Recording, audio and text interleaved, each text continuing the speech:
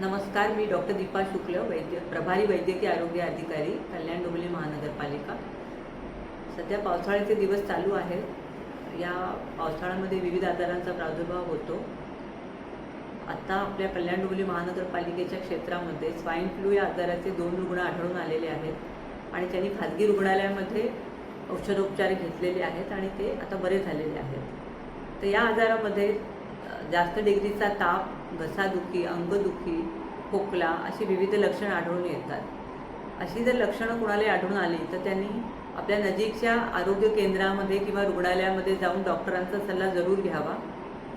तसेच या आजारामध्ये थुंकी किंवा खोकल्यामधनं जे थेंब उडतात त्याच्यामुळे हा आजार त्याच्या संपर्कात आलेल्या दुसऱ्या व्यक्तीला होऊ शकतो। हा आजार व्हायरसमुळे होत असल्यामुळे या आजारावर अँटीबायोटिक्स काम करत नाही।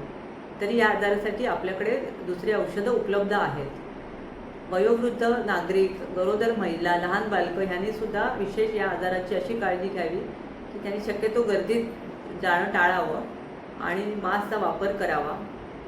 तसेच बाहेरून आल्यावर हात सॅनिटायझर किंवा साबणाने जरूर धुवावे। तरी अशा आजाराला कोणी घाबरू नये आणि सतर्कता जरूर बाळगावी असे मी नागरिकांना आवाहन करते। धन्यवाद।